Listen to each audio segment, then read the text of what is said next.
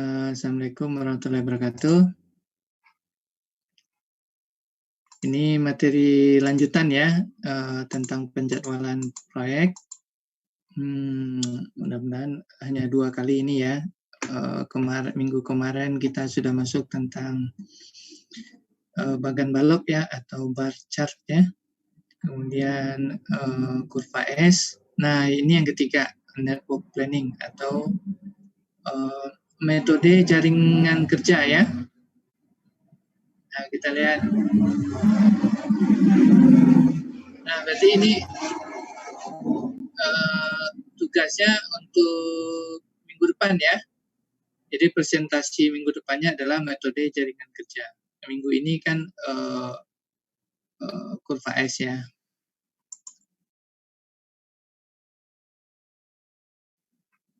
Nah, sebelum kita mulai, definisi dulu.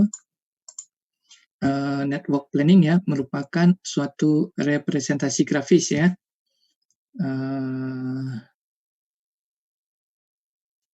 Cara penyajiannya lah ya, maksudnya penyajiannya secara grafis dari suatu rencana proyek.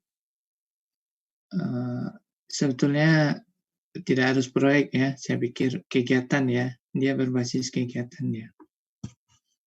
Yang menunjukkan ketergantungan. Nah, di kata kuncinya di sini adalah masing-masing kegiatan saling tergantung ya, satu sama lain dalam rentang waktu yang ditentukan gitu ya. Menunjukkan ketergantungan antara berbagai kegiatan. Nah, proyek tentu banyak kegiatan gitu di dalamnya ya. Nah, ini secara definisi. Kemudian aspek dalam perencanaan network planning adalah satu kegiatan atau activity ya, activity. Yang kedua adalah waktu atau duration ya, durationnya. Yang ketiga adalah ketergantungan atau hubungan kegiatan. Nah, hubungan kegiatan itu istilahnya relationship ya, relationship. Nah, jadi ada kegiatan, ada waktunya, ada hubungannya. Nah, ini akan kita pelajari nih. Slide-slide berikutnya. Nah, karena dia menggunakan representasi grafis ya, maka ada simbol-simbol yang menjadi kesepakatan kita ya dalam membuat network planning ini ya. Representasi grafis merupakan penggambaran ya dengan menggunakan simbol-simbol. Nah, simbol-simbolnya apa yang digunakan? Sederhana ya, 3 aja dia gunakannya. Yang pertama adalah anak panah. Nah, anak panah menggambarkan kegiatan. Nah, ini yang menggambarkan kegiatannya. Kemudian lingkaran atau node ya, atau node menggambarkan suatu kejadian. Suatu kejadian, artinya kejadiannya memulai dan mengakhiri ya, itu kejadian namanya ya. Memulai kegiatan dan mengakhiri kegiatan itu namanya kejadian. Apakah kejadiannya di awal atau kejadiannya di akhir pada suatu kegiatan. Kemudian anak panah putus-putus ya, dia anak panah juga, kegiatan lagi dengan waktu sama dengan 0. Kalau anak panah tidak putus-putus, durasinya tidak sama dengan 0 gitu ya. Durasi atau waktu yang dibutuhkan dalam mengerjakan suatu kegiatan. Nah, 3 simbol ini yang kita pakai ya. Nanti kalau ada yang ragu, interupsi aja ya. Mangga itu aja ditanyakan. Nah, kemudian tadi sudah kita pelajari simbol. Nah, kita coba terapkan, kita melihat hubungan ketergantungan ya. Nah, panah tadi, apa panah? Kegiatan ya. Lingkaran? Kejadian, Pak. Kejadian ya, atau event. Panah putus-putus? Kejadian dengan durasi. Ya, kegiatan juga dengan durasi 0 ya. Iya, Pak. Nah, kita lihat. Sebelum saya ke sini menjelaskan hubungan ini, saya ke bawah ini dulu. Jadi ada istilahnya predecessor ya. Predecessor itu adalah kegiatan-kegiatan yang mendahului kegiatan yang lain. Nah, contohnya yang mendahului kegiatan lain maksudnya kegiatan A mendahului kegiatan B gitu lah ya. Ini. Kemudian ada istilah suksesor, ada kegiatan-kegiatan sesudah kegiatan lain. Kegiatan setelah kegiatan A adalah kegiatan B gitu. Jadi A mendahului B, gitu ya. B setelah A, gitu, itu caranya ya. Jadi kegiatannya ini. Nah, kegiatan A itu tentu kejadiannya mulai awalnya, memulai dan mengakhirinya. Tapi kegiatan akhir di A itu merupakan awal dari B. Kemudian B mengakhirinya di 3. Atau jadi 1, 2, 3 adalah kejadian atau event. Nah, itu ya, A dan B adalah kegiatan. Kita lihat contoh berikutnya. Kegiatan C, D, E adalah kegiatan awal. Jadi eventnya 1, 2, 3. Kemudian mengakhirinya di 4. Atau kejadian 4. Tetapi kejadian 4-nya adalah awal dari kejadian atau awal dari kegiatan F. Dan F diakhiri oleh kejadian 5. Nah, itu ya. Jadi C, D, E mendahului kegiatan F. Atau F dikerjakan sebelum kegiatan C, D, E. Nah, itu cara bacanya. Nah, kemudian ini GH. GH mendahului kegiatan I dan kegiatan J. Tapi I dan J tidak ada hubungan. Nah, begitu ya, tidak ada hubungan. Jadi tapi J berhubungan dengan GH dan I berhubungan dengan GH. Tapi IJ tidak berhubungan. Tidak bergantung, nah begitulah ya, tidak bergantung. Nah, begini juga sketsa ini yang saling tergantung ini. Kegiatan K ada event 1 dan 3. Kemudian setelah kegiatan K itu adalah kegiatan M. Tapi M belum bisa dimulai kalau K dan L belum selesai. Nah, gitu. Nah, bagaimana menghubungkan supaya M ini dipengaruhi oleh KL? Maka kita buat garis putus-putus. Ini yang disebut, ada juga yang mengistilahkan dummy ya. Dummy itu tidak sebenarnya gitu. Kegiatan dia, tetapi dia tidak sebenar kegiatan dengan durasi sama dengan 0. Nah, tinggal ditambah garis putus-putusnya bahwa menunjukkan bahwa M itu sangat bergantung dengan KL. Kalau tidak ada ini berarti kan M hanya bergantung kepada K. Kemudian N. N itu hanya bergantung kepada L dan tidak bergantung kepada K maupun kepada M. Jadi L, N. Jadi inilah hubungan ketergantungan dari satu pekerjaan. Mungkin ilustrasi saya begini, kalau masuk kita ke secara real ya. Katakan pekerjaan A itu pekerjaan dinding. Nah, pekerjaan B adalah pekerjaan pengecatan.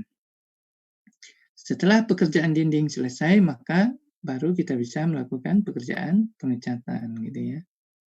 Artinya pekerjaan dinding, pemasangan dinding, hebel, itu mendahului pekerjaan dari pengecatan. Pengecatan pekerjaan bisa dilakukan setelah pekerjaan dinding selesai. Nah, lebih kurang ilustrasi begitu. Jadi hubungannya sangat kuat ya, sangat kuat ketergantungannya. Jadi kalau ada yang ragu, ditanya aja ya. Nah, ini tentang hubungan. Kemudian, nah, contoh soal ya. Nah, ini saya ambil dari bahan presentasinya Bu Uji ya.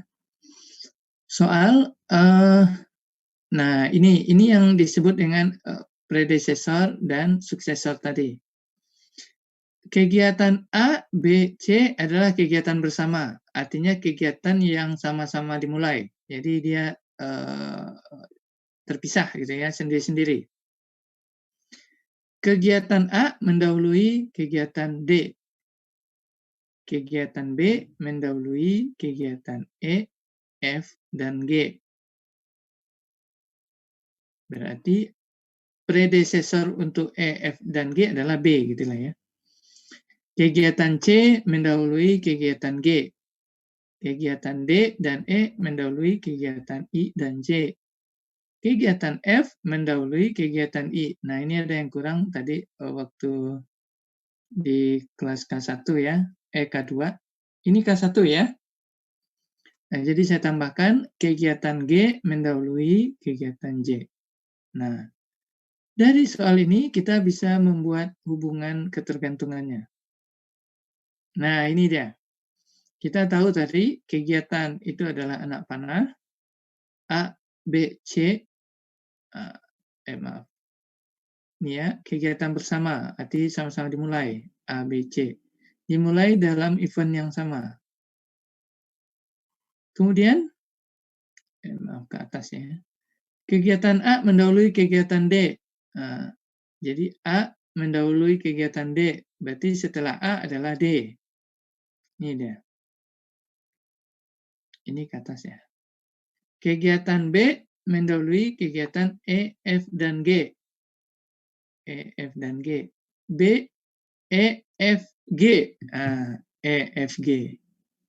Tetapi sebelum saya jelasin daminya, E, F, dan G ya.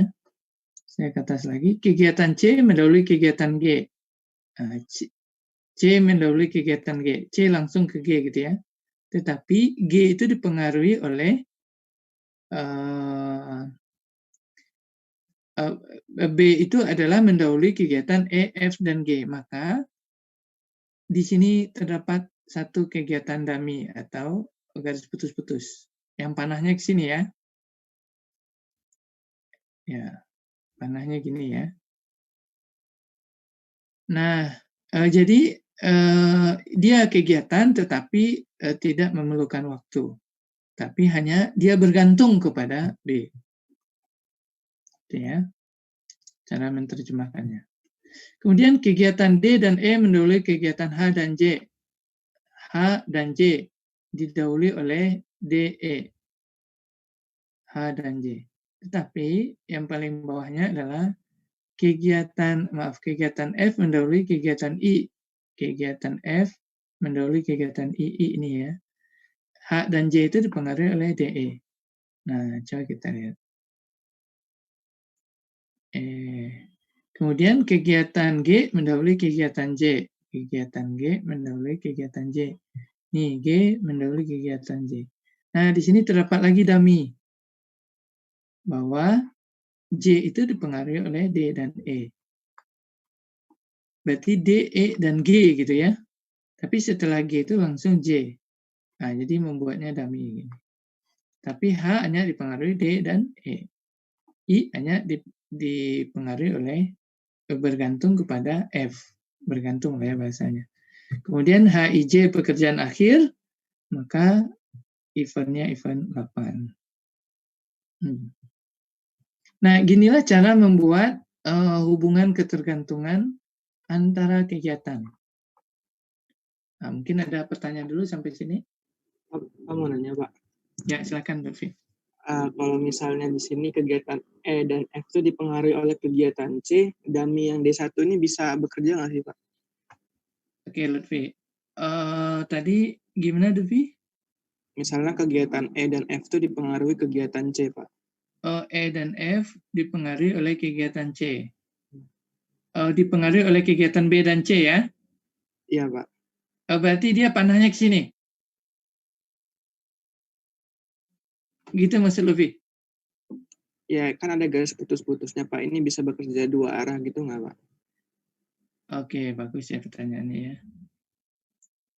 Good, Lutfi.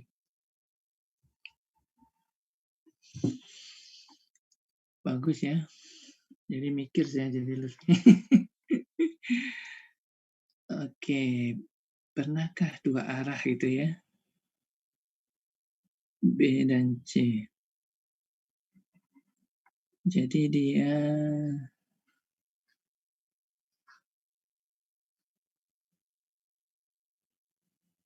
oke. Berarti G ini dipengaruhi oleh B, dia ke panahnya ke sini ya Lutfi ya. Kemudian EF tidak hanya B tetapi akibat C juga gitu ya. Apa karena ini dia tidak pakai panah dia buat Lutfi ya? Iya, Pak. Oke. Untuk sementara asumsi saya bisa mungkin ya Lutfi ya. Bisa ya Lutfi ya. Tapi saya belum pernah juga menemukannya Lutfi. Yang pernah saya buat gitu ya. Apakah daminya itu bisa bolak-balik gitu. Yang saya pelajari ya.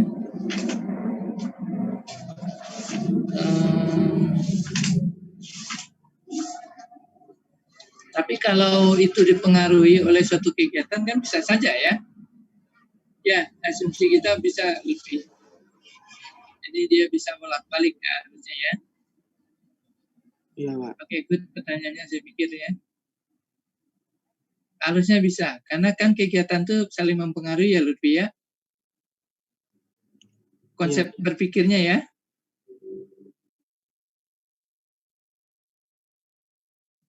Oke, asumsinya bisa dulu ya Lutfi ya. Nanti kalau ada kebenaran baru mungkin bisa menjawab. Kalau dalam pengetahuan tuh salah boleh ya. Salah boleh. Nanti kalau ada yang baru lagi pemahaman kita, nah itu menjadi kebenaran yang baru bagi kita. Gitu ya Lutfi ya? Iya, Pak. Oke, good. Jadi nggak usah takut kalau belajar tuh salah boleh. Kalau untuk belajar. Next ya, Lutfi. Oke, good. Nah, ini hubungannya ya, hubungan kegiatan, event atau kejadian, dia memulai dan mengakhiri, kemudian kegiatan dummy ya, atau kegiatan dengan durasi 0. Kita lanjut. Oke, selanjutnya adalah dari metode network planning, kita bisa menggunakan metode jalur kritis atau critical method patch method ya, atau CPM. Nah, ini sering disingkat dengan CPM. Nah, model kegiatan CPM adalah, nah ini event atau kejadiannya yang kita isi lagi. Ini kan sudah ada kegiatan. Nah, ini ada kegiatan. Kemudian dalam metode jalur kritis, maka muncul DA. DA itu adalah durasi kegiatan A. Waktunya ya, berapa lama waktu A ini bisa dikerjakan. Kemudian di event atau kejadian, ada dia I adalah nomor event, J adalah nomor event. Nah, kalau di sini itu, ini ya nomor event itu 1, 2, 3 ini ya. Nah, ini belum dibagi dia. Kemudian dibagi 2, dan sisi sebelah kanan ini ada ES. ES adalah earliest start. Artinya waktu yang tercepat untuk memulai. Kemudian ada LS, latest start atau waktu yang paling lama untuk memulainya. Kemudian di J ada earliest finish, latest finish, ya, EF dan LF. Nah, jadi diisi semua. Jadi dalam suatu kegiatan ada awal memulainya paling cepat dan memulainya paling lambat. Ada mengakhirinya paling cepat dan mengerjakannya paling lambat. Nah, ini jadi ketentuannya sederhana ya. Saya pikir ini tidak terlalu rumit. Jadi ini start, ini finish. Jadi ada memulai, ada mengakhiri suatu kegiatan. Tapi akhir ini juga merupakan awal dari suatu pekerjaan setelahnya. Akan kita lihat. Nah, kegiatan kritis. Jadi ada dua ya. Ada namanya kegiatan kritis, ada jalur kritis. Nah, yang pasti jalur kritis itu pasti diisi oleh kegiatan kritis, gitu ya. Jalur kritis adalah jalur yang dilakukan oleh kegiatan-kegiatan kritis. Nah, itu yang kita sampaikan tadi. Jadi jalur kritis adalah jalur yang dilakukan kegiatannya kegiatan kritis. Nah, apa itu kegiatan kritis? Kegiatan kritis adalah kegiatan yang tidak boleh mengalami keterlambatan. Nah, ini. Jadi dia tidak boleh mengalami keterlambatan. Apa dampaknya keterlambatan? Ketika kegiatan itu terlambat, maka terlambat untuk keseluruhan proyek, maka sanksinya adalah denda. Nah, ini yang terjadi ya. Makanya denda. Nah, denda apa dampak denda? Denda adalah mengurangi keuntungan dari proyek si kontraktor. Gitu ya. Nah, tidak hanya mengurangi keuntungan, apalagi kredibilitas ya, kepercayaan terhadap satu perusahaan itu akan menurun. Nah, ini dampaknya. Kegiatan kritis dikatakan kegiatan kritis apabila memenuhi 3 syarat ini, atau salah satu ya. Saya pikir salah satu yang terpenuhi itu bisa dikatakan bahwa dia menjadi kegiatan kritis. ES sama dengan LS. Early start sama dengan latest start. ES sama dengan ini ya. Ketika ES sama dengan LS ini. Ini adalah disebut dengan kegiatan kritis. Atau EF sama dengan LF. EF sama dengan ini. Atau LF sama dengan LS tambah DA. DA waktunya LF sama dengan LS tambah DA. Ini yang paling ujung ya, paling bawah. LF sama dengan LS tambah DA. Maka itu akan kita sebut dengan kegiatan kritis. Nah, ini contoh soalnya. Nah, ini contohnya ada kegiatan A, B, C, D, E, F, G, H, I, J. Nah, kegiatan ini hanya penyederhanaan penyebutan ya. Misalnya kegiatan A ini pembersihan area gitu ya. Kegiatan B itu penggalian fondasi. Kegiatan C pengecoran fondasi gitu ya. Nah, ini ilustrasinya, penggambarannya. Masing-masing kegiatan itu mempunyai waktu. Nah, katakan kegiatan A diselesaikan dalam waktu 10 hari. Kegiatan B 8 hari sampai kegiatan C 15 hari. Nah, kita sudah memiliki tadi hubungan ketergantungan ya antara satu pekerjaan dengan pekerjaan yang lain atau predesesor dan suksesor. Gitu ya. Kemudian estimasi hari ini yang disebut DA-nya ya. Ini DA. A adalah kegiatan, DA adalah duration atau waktunya. Ini 10 kita plot, 8 dan 12. Ini sama tadi ya, sama semua kegiatan kita plotkan waktunya ini. Nah, untuk kegiatan dummy itu tidak memiliki waktu. Ya, ini dummy. D itu biasa simbolnya ada dummy ya, dummy itu tidak sebenarnya gitu ya. Nah, kita lihat jalur-jalur ini. Jalur ADH, ADH. Nah, kita jumlah waktunya berapa yang dibutuhkan. 10, 22, tambah 8. Ya, 40. Kemudian ADJ, karena ada dummy di sini, tapi dia masih berhubungan ya. Tapi panahnya masih ke sini ya Lutfi ya. J, Ya, Pak. maka dia dapat 47. Jadi jumlahin aja waktunya. Kemudian BEH, ini 8 tambah 27 tambah 8, 45.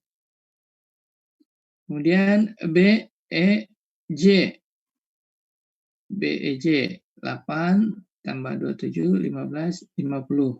Nah, nanti ya, ini nanti ya. Kemudian BFJ, ini ada yang salah ini. Tadi ditemukan juga. BFI. Ini harusnya 7 ya.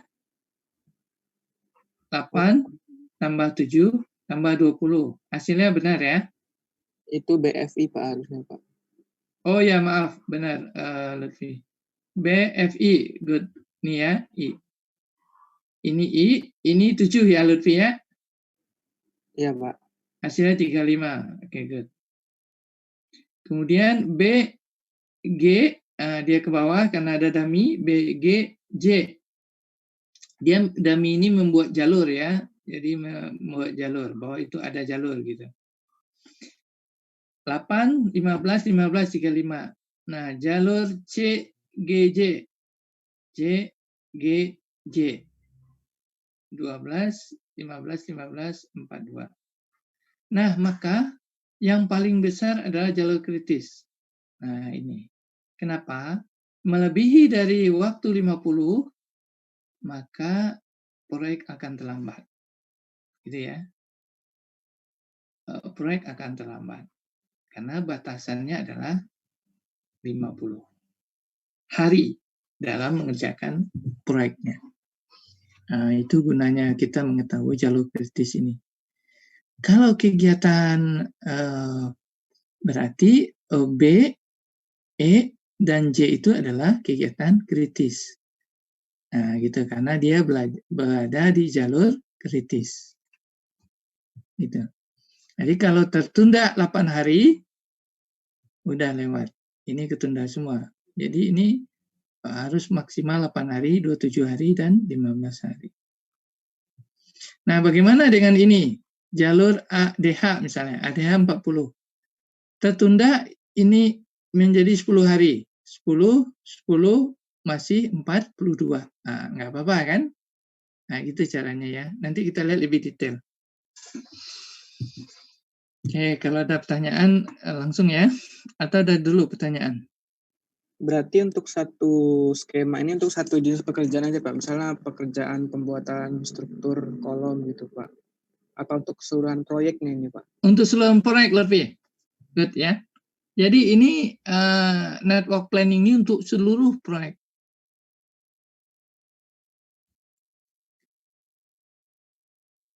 Lutfi?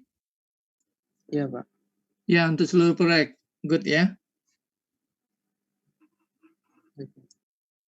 Ya, tapi bagus pertanyaan Lutfi ya.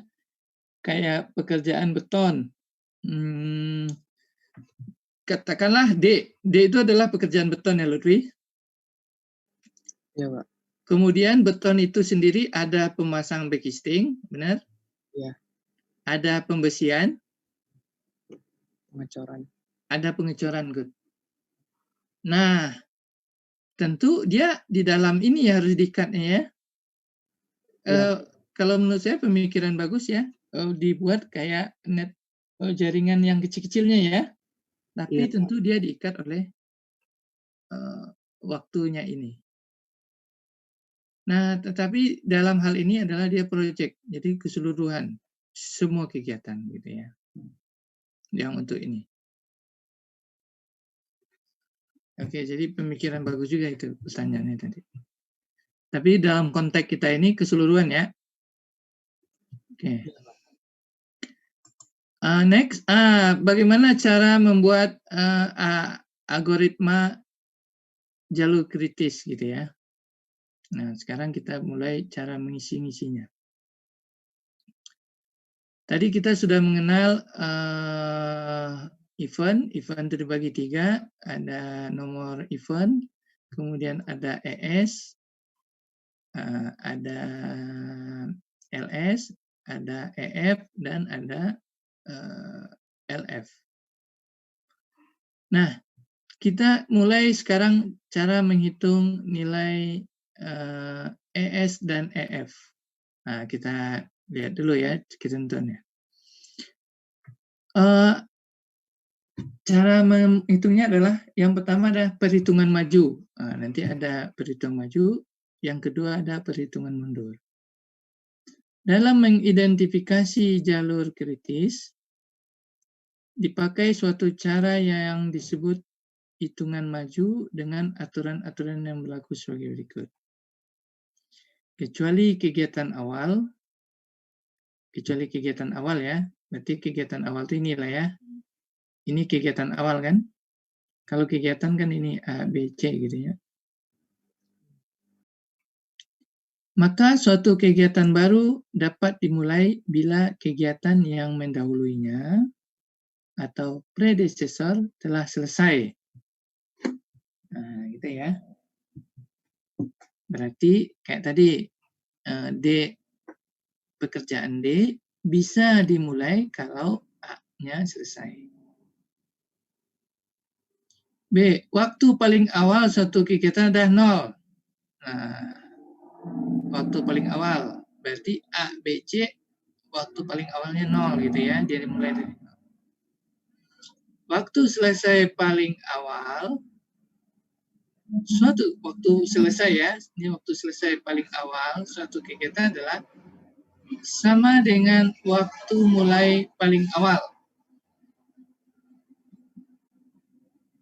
ditambah kurun waktu kegiatan yang bersangkutan, atau ini EF sama dengan ES ditambah D, atau EF IJ tambah sama dengan ES IJ tambah D IJ. Nah, ini contoh ilustrasinya. Kegiatan A, durasinya adalah 3 hari. Nah, waktu memulai pekerjaan pertama, dia 0. Maka ini ES berarti, earliest start. Nah, kita cari berapakah earliest finish. Berarti 0 ditambah 3 sama dengan 3. Nah, ini dia. Ini poin C ya. Bila suatu kegiatan memiliki 2 atau lebih kegiatan pendahuluan, maka ES-nya adalah EF terbesar dari kegiatan-kegiatan tersebut yang diambil. Nah, ini ada 3 kegiatan. Ini nggak jelas, kayaknya F ya. F, H, K gitulah ya. Kalau H kan setelah I ya. H, I. Setelah H adalah I, J, K. Ini F, F, H, K. Masing-masing waktunya adalah 4, 3, dan 5. Nah, ini kita jumlah. F dimulai, nah ini ada yang kurang jelas ya. Ini 5 ya. Ini 5 tadi saya udah hitung, coba hitung. F itu adalah kita ingin mengisi ini, EF-nya. Kegiatan F dimulai dari 5, durasinya adalah 4 hari. 5 tambah 4, 9. Nah, tulis dulu. Kemudian kegiatan H, 4 tambah 3, 7. tulis dulu ini. Kemudian 3 ditambah 5, 8. Ini 8. Nah, ketentuannya adalah ketika kita perhitungan maju, maka nilai yang terbesarlah yang kita inputkan. Nah, maka yang terbesar ada 9, maka 9 masuk ke sini. Nah, gitu caranya. Jadi kita bisa menghitung ES dan EF. Clear ya sampai sini ya? Clear, Pak. Clear. Nah, ini saya lewati dulu. Nah, contohnya. Nah, ini contohnya ya. Kegiatan A, lama waktunya adalah 3.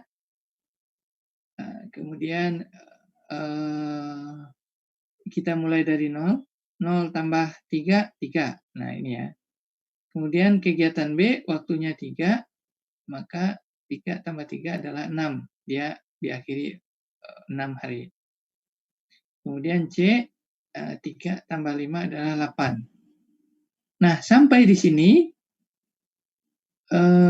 kegiatan D dan E menuju satu titik. Jadi kegiatan D itu 4 hari, kegiatan E 6 hari. 6 ditambah 4, 10, simpan dulu di sini.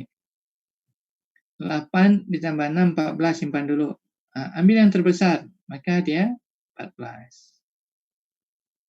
Kemudian kegiatan F, mengakhirinya adalah 14 tambah 5, 19. Jadi durasi proyek atau waktu pelaksanaan proyek ini 19 hari. Nih. Ya. Bila hasil perhitungan di atas dibuat dalam suatu format, akan dihasilkan tabulasi berikut. Nah, ada gambar grafiknya, ada tabulasinya, tabelnya ya. Kegiatan, nama kegiatan A, B, C, D, E, F. Eventnya ada IJ. Nanti kegiatan A dimulai event 1 dan diakhiri event 2. Kegiatan B dimulai dari event atau kejadian 2 dan diakhiri oleh 3. Itu ya. Ini sama membacanya gini. A, event 1, 2. B, event 2, event 3. C, event 2, dan event 4. Ini ya, 2, 4. Durasi. Nah, durasinya ini di bawah. 3 yang bawahnya ya. Kemudian ES. Nah, ini tadi ES. ES event A itu dimulai dari awal yang tercepat adalah 0 gitu ya. Dan akhir yang tercepat adalah 3 EF. Tapi bagi B, kegiatan B, akhir tadi menjadi awal bagi si B. Nah, 3 dia kan. Diakhiri dengan 6. 6. Nih. Itu ya, cara membacanya. Jadi, dari sini adalah cara menghitung maju untuk early start dan early finish. Sampai di sini paham ya? Paham, Pak. Oke, good.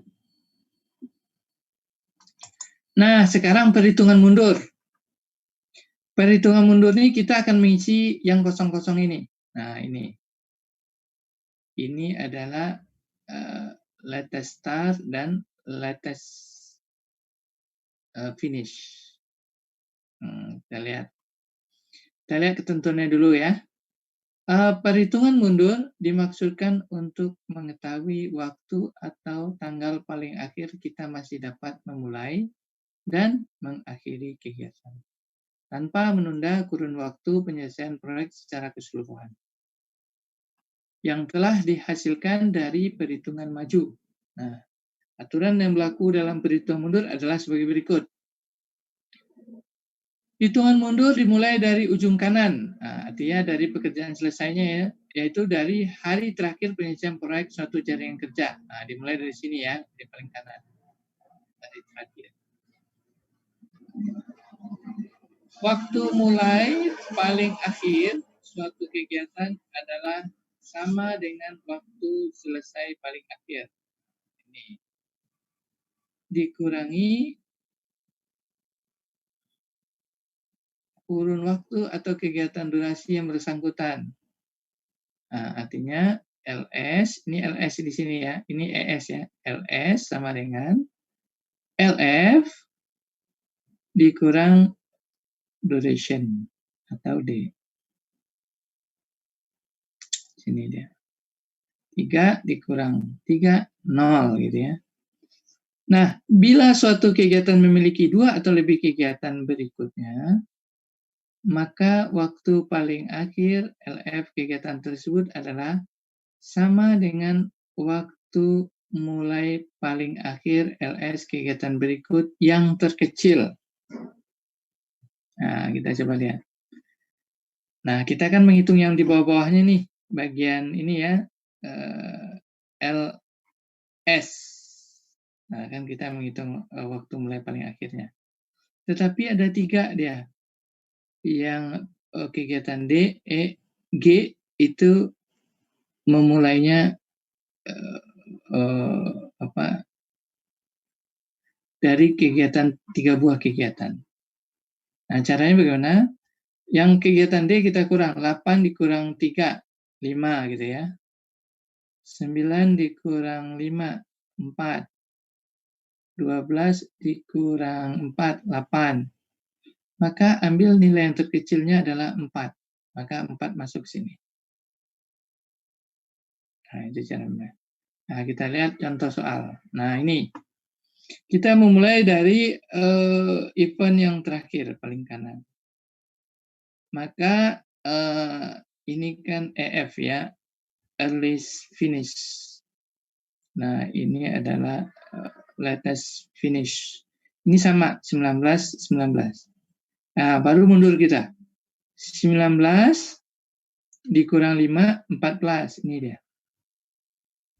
Kemudian dia bercabang. 14 kurang 6, 8. 14 kurang 4, 10. Kemudian dia nyatu. 10 dikurang 3, 7. 8 dikurang 5, 3. Maka yang terkecil diambil, masuk 3. Ini dia. Maka selanjutnya 3 dikurang 3, 0. Maka sama dia. Nah, bila hasil perhitungan di atas dibuat dalam satu format akan menghasilkan tabulasi. Tadi kita sudah sampai ke ES dan EF, yang bagian atas dengan cara maju. Nah, sekarang kita tabulasikan LS dan LF.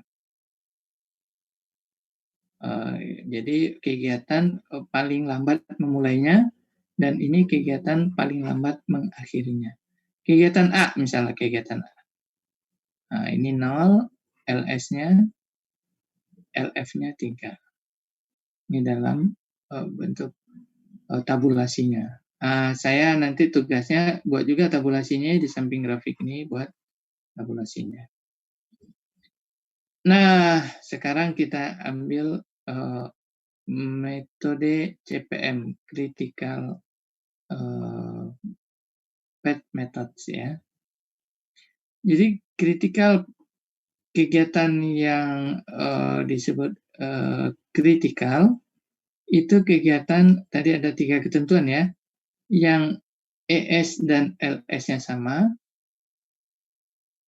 EF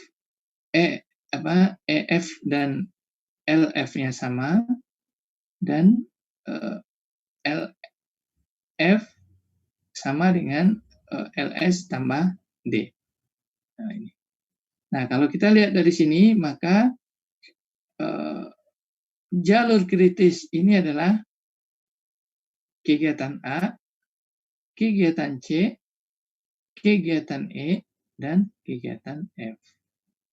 Kegiatan B dan kegiatan D tidak kritis. Nih, kalau dilihat di sini. Nah, tinggal satu lagi nih. Total float ya, total float atau TF. Nah, kita lihat. Total float atau float total adalah jumlah waktu yang diperkenankan suatu kegiatan boleh ditunda. Jadi sebetulnya tadi pertanyaan di awal Lafri itu bagus ya. Apa kalau kegiatan di lapangan itu yang pekerjaan yang tidak kritis? Tentu mengidentifikasinya ya. Nah, ternyata pekerjaan itu pun boleh ditunda. Tanpa memengaruhi jadwal proyek secara keseluruhan gitu ya. Nah, kita lihat. Jumlah waktu tersebut sama dengan waktu yang didapat bila semua kegiatan terdahulu dimulai seawal mungkin. Sedangkan semua kegiatan berikutnya dimulai selambat mungkin. Nah, kita lihat rumusnya. Rumus dalam menghitung total float adalah sebagai berikut. Total float suatu kegiatan sama dengan waktu selesai paling akhir. Ini ya, waktu selesai paling akhir adalah LF. Dikurang waktu selesai paling awal. EF. Jadi LF dikurang ini sama juga ketentuan tadi ya yang di awal sebetulnya ya. LF dikurang EF. Kalau floatnya waktunya kan ini hasilnya. Atau sama juga dengan LS dikurang ES. Kalau dalam ini bawah kurang atas gitu ya. Bawah kurang atas gitu. Ini ya. Dapat dinyatakan juga sebagai berikut, total float sama dengan waktu paling akhir terjadinya not berikutnya LJ dikurangi waktu paling awal terjadi not terdahulu EI. Dikurangi kurun waktu kegiatan yang bersangkutan DJ. Rumus TF sama dengan L dikurang E dikurang D. Nah, kita lihat. Udah habis ya. Nah, kita lihat di sini. Rumusnya ya. Kita lihat kegiatan A. Tadi apa ketentuannya? LS dikurang ES. Atau sama dengan LF dikurang EF. Kita lihat.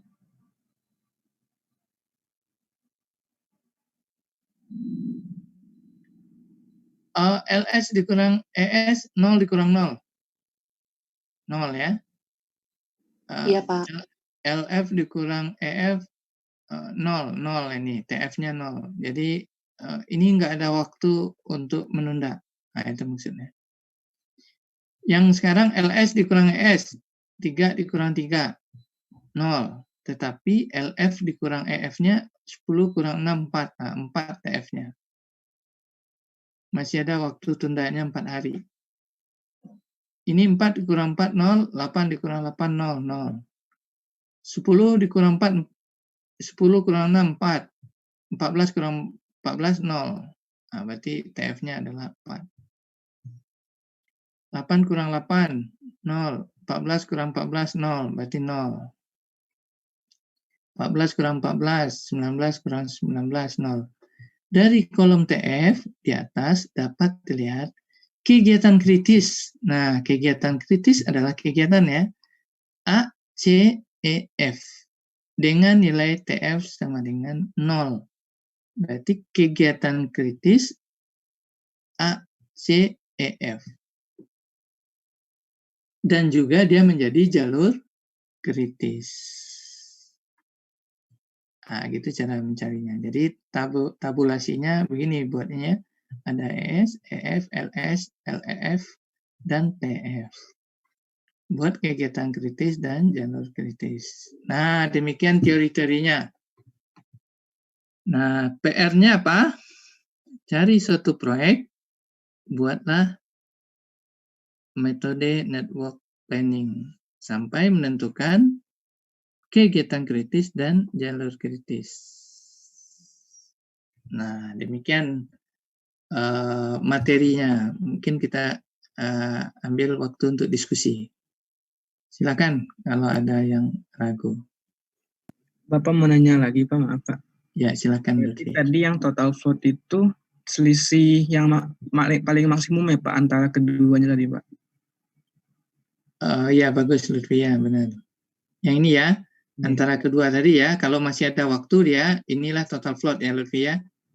Boleh Lutfi disimpulkan begitu? Good ya. Jadi kan ada dua tadi ya Lutfi ya. Iya, Pak. Jadi bisa dia LF kurang EF atau LS kurang ES. Ini kan? Iya, Pak. Ya, good. Boleh Lutfi. Good ya. Nah, hasil akhir kan lebih kurang begini ya membuatnya ya.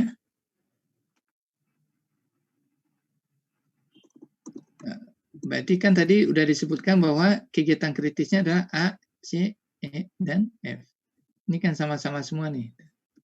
Ininya kalau dijumlahkan sama juga. 19 sama dengan 14. Kalau ini kan nggak sama.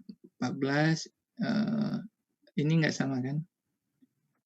14 tambah 10 tambah 4, 14 sama dia. Ini, tapi ini nggak sama ya. Ininya. Yang kegiatan D kan ininya nggak sama. 6, 1 sama 10. Kegiatan B, ininya nggak sama juga kan? 6, 10. Ininya juga nggak sama nih. Ini, 3 tambah 3-nya kan? Good. Oke, ada lagi yang mau diskusikan? Tugasnya terbayang ya?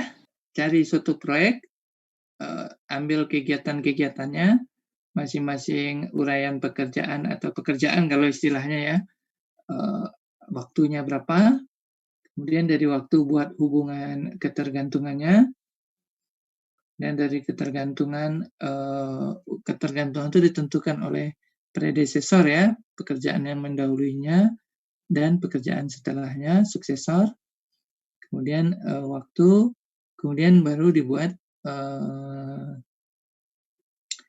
jalur kritis dan kegiatan kritis. Saya pikir sederhana ya, nggak terlalu sulit.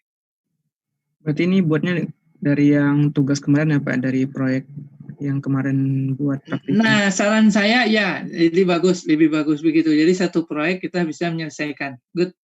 Tapi kalau memang nggak ketemu misalnya atau susah, nggak apa-apa diacak ya. Tapi yang bagus iya Lutfi. Nanti RAB, ngitung RAB dari gambarnya yang proyek yang diambil lagi kan.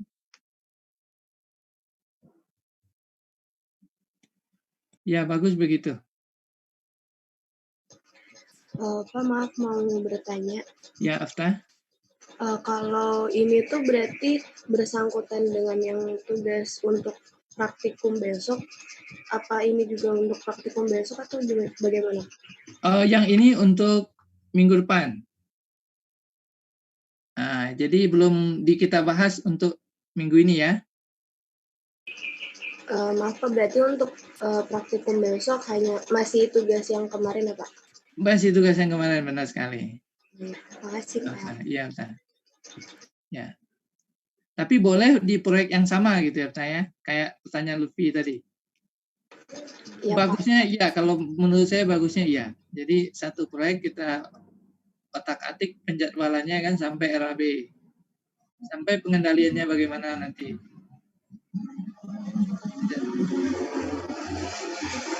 Informasi yang kurang dari...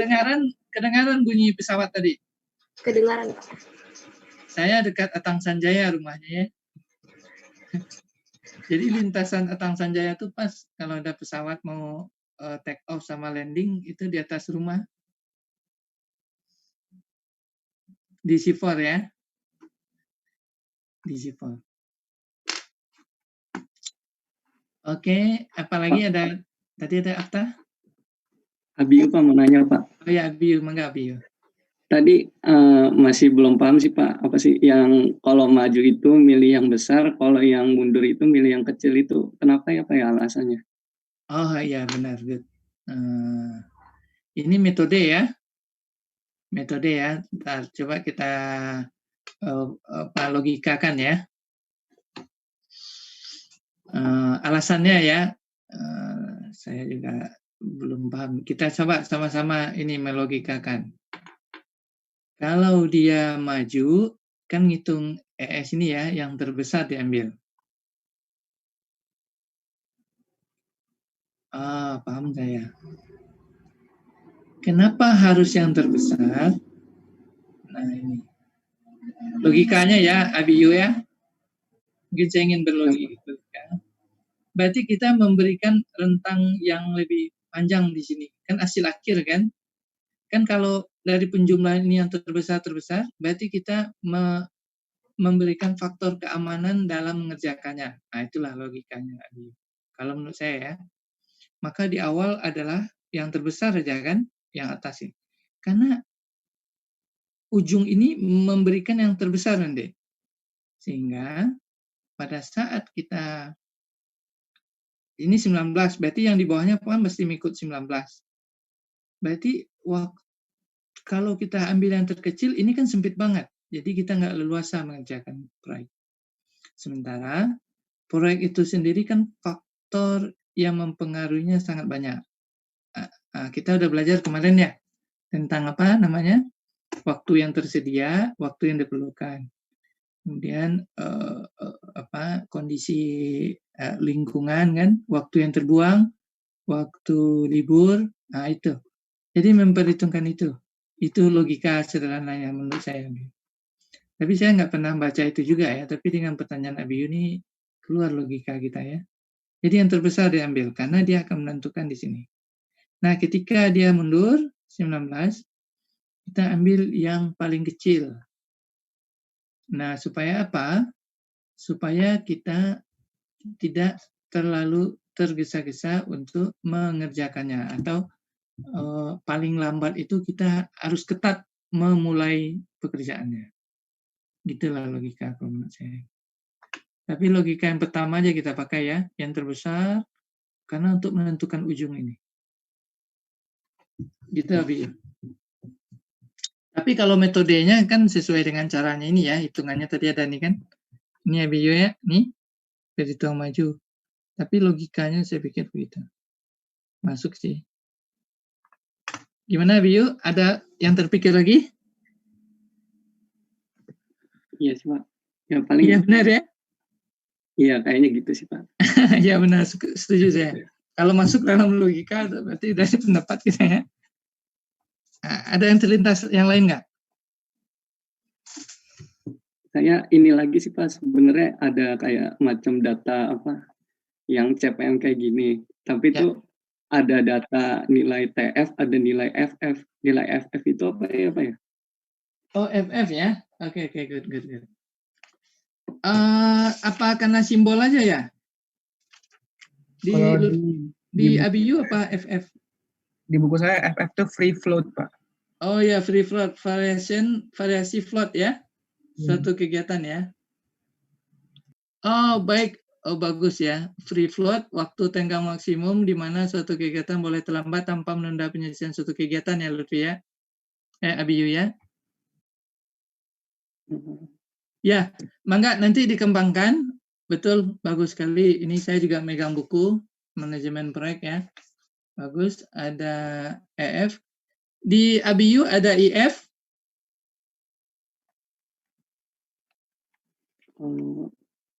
IF itu independent float.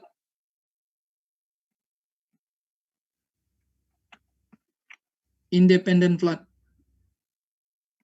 Nggak ada Pak, nggak ada ya, oke ya. Jadi kalau di buku saya ada IF lagi. Good ya. Itu silahkan nanti dibaca aja. Kalau FF itu kan rumusnya di sini ini ET ada ETJ dikurang ETI gitu ya. Silakan nanti. Oke, itu bagus ya. Jadi ada IF, jadi ada FF. Itu berada dalam rentang ini, rentang ini ya, dalam rentang event. Ini bagus pertanyaannya ya.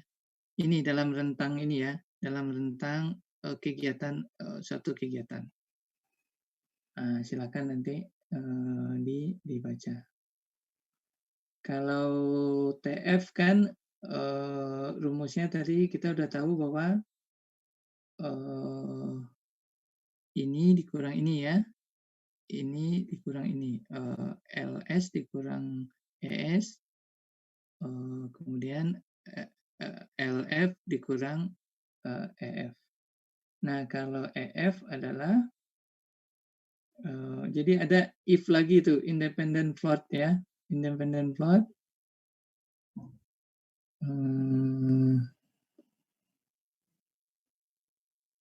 Kegiatan.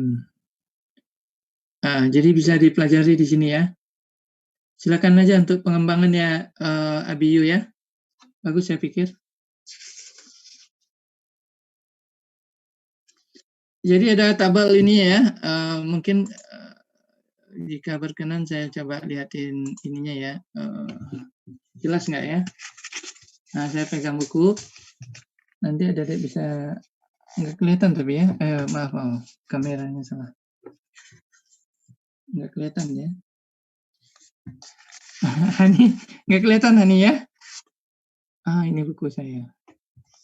Jadi ada grafiknya ya, atau gimana caranya? Maaf Pak, tidak kelihatan Pak. Iya, nggak karena kelihatan benar. nyatu. Nggak kelihatan. Iya Pak. Nggak kelihatan benar. Nggak kelihatan. Nggak kelihatan ya. Oh jadi, mangga, gini. Jadi gini aja deh. Dosen itu kan kadang-kadang gampang aja sama dosennya. Itu sebagai tugasnya. Nah, Abiyu ditambahin ya. Jadi untuk presentasi minggu depan muncul FF dan IF. Nah, gitu aja dia kan. Kalau dosen tuh sulit menjelaskannya, dia kasih tugas mahasiswanya. Nggak bercanda ya. Silakan ya, kalau mau dibuat nanti FF-nya, di contoh soal saya juga ada FF. Good ya.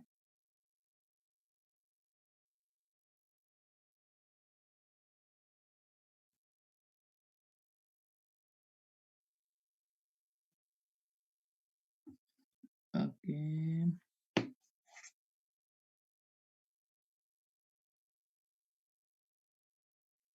Maaf Pak, jadinya yang FF dan IF bercanda atau beneran Pak? Apa? Jadinya penambahan tugas yang FF dan IF beneran atau bercanda Pak? Oh, beneran ya. Oh, ini aja opsi ya. Opsi aja. Iya Pak. Kalau menurut saya opsi aja. Yang bagi yang ingin menambahkan silakan. Bagi yang tidak, nggak apa-apa ya.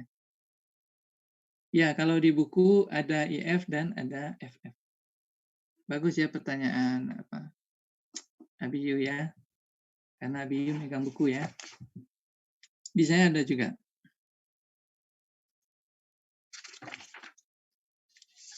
Oke, good Aftah. Jadi opsi aja, opsional lah, gitulah. Pengembangan ya. Iya Pak, terima kasih. Ya, ada yang lain?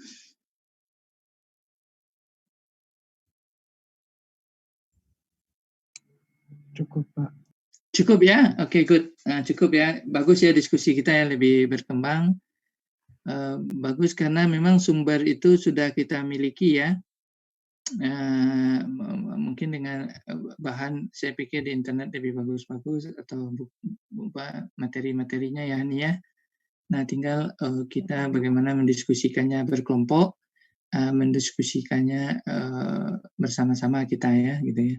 Memang dosen itu menjadi fasilitator ya nanti akhirnya, gitu. Karena udah terbuka semua ilmu itu.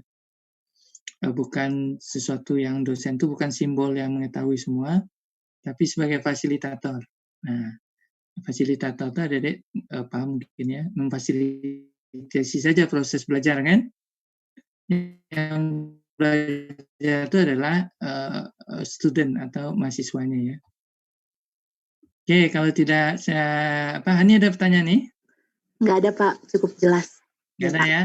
Jelas ya, soalnya tugasnya juga jelas ya? Iya Pak. Mudah-mudahan bisa. Terima kasih. Mohon maaf kalau ada yang salah ya. Tetap jaga kesehatan ya. Kita akhiri. Adisti, Assalamualaikum warahmatullahi wabarakatuh. Waalaikumsalam. Terima kasih Pak. Terima kasih Pak. Sama-sama. Terima kasih.